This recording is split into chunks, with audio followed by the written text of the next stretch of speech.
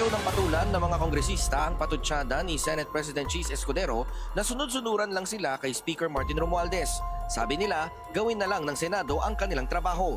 Mahirap nilang mapasunod ang lahat ng mahigit 300 mambabatas na bumubuo sa Kamara. Sabi pa ng isang kongresista mula sa Maynila, ni hindi nga sila nagkikita ni Speaker Romualdez. Matibay pa rin ang paniniwala ng mga kongresista na matutuloy pa rin ang impeachment laban kay Vice President Sara Duterte dahil ito raw ay ayon sa konstitusyon. I already said that before, that impeachment is not going to work.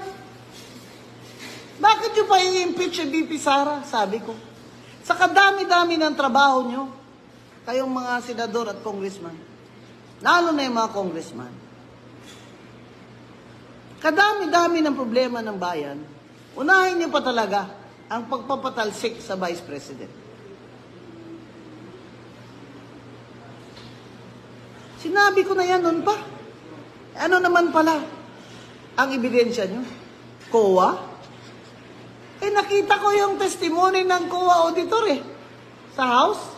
Nakita ko sa video Anong sinabi niya? Na document na hindi po nila na-submit or nag-submit sila pero hindi po sufficient siya to answer the requirement of the joint circular. Sinabi ba niya may final na disallowance? Ano niya sinabi Bigyan natin ngayon ng reaction opinion itong post ni Attorney Rowena Guanzon. Tungkol ito sa statement ni Congressman Duke Prasco sa Cebu na hindi siya susuporta sa speakership ni Martin Romualdez sa 20th Congress. Sabi niya, mission impossible. Final reckoning. I cannot sign the manifesto supporting the continued speakership of late Representative Ferdinand Martin Romualdez for the 20th Congress. Hindi siya pipirma.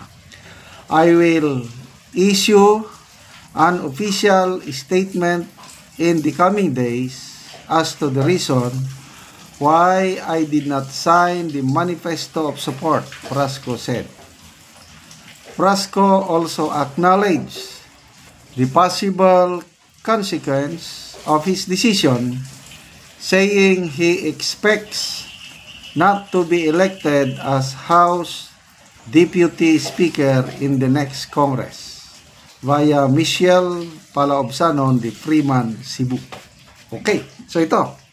Klaro na dito statement na ni Congressman Prasco.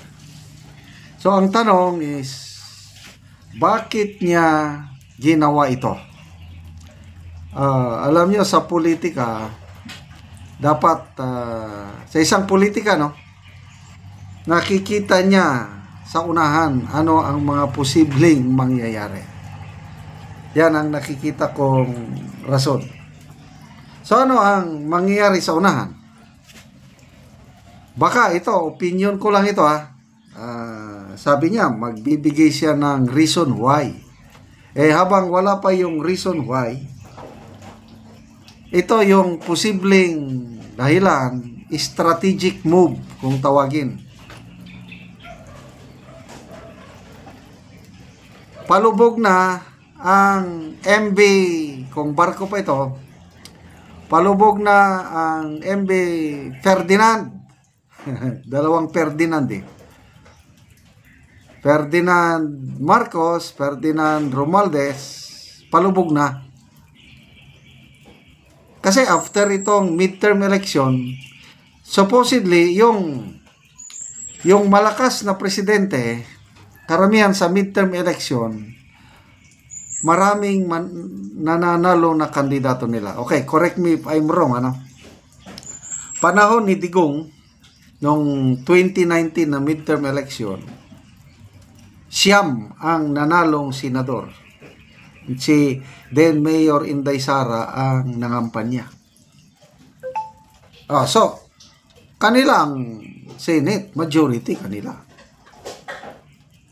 Nung panahon ni President Noynoy Aquino, either siyam or 10, marami rin. Marami ang nanalong senador. Panahon ni Pinoy Aquino, midterm.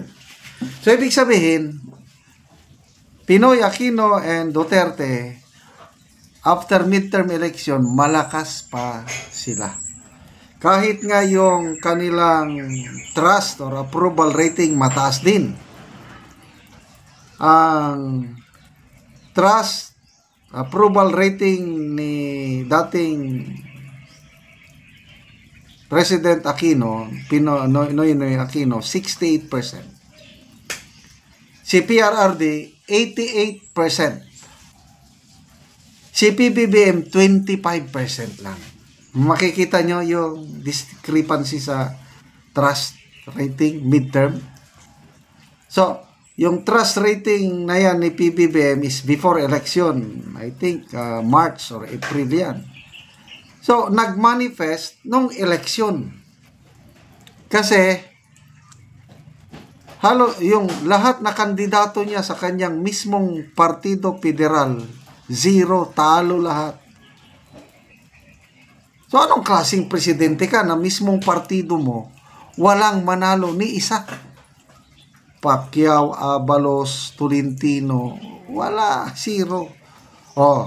Pati kandidato ni Martin Romualdez sa kanyang lakas CMD. Out of 3 candidates, isa lang ang lumusot, si Erwin Tulfo lang.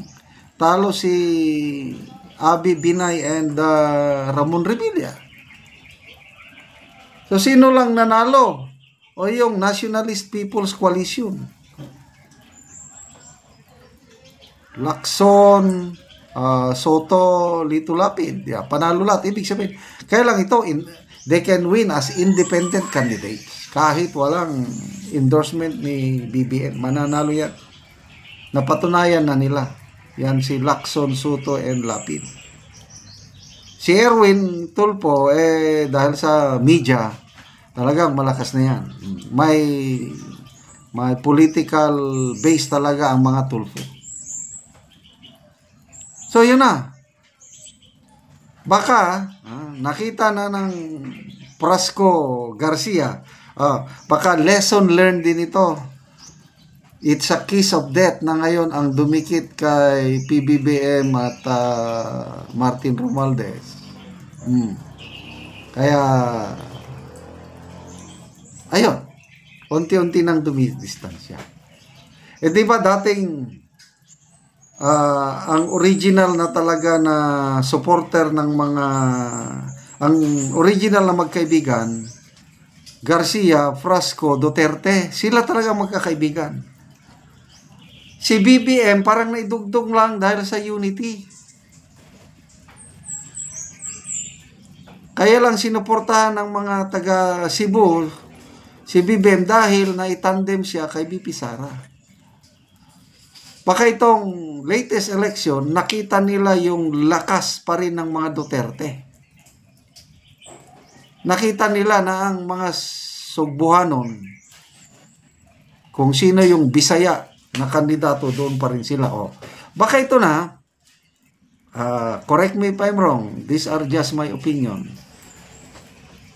Baka naman ang mga Prasco Garcia, susubukan nilang dumikit ulit sa mga Duterte.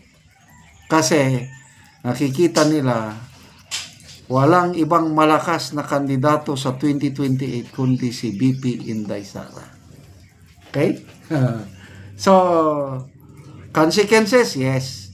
Talagang hindi na siya mabibigyan ng pwesto kasi Romualdez pa rin ang Speaker of the House sa 20th Congress sa tingin ko. Siya pa rin. Kaya lang, itong gagawin ito ni Congressman Frasco is a strategic move. Risky move. Kaya lang, it might pay off later on. Okay? So, tingnan natin kung ano ba talaga ang kanyang rason.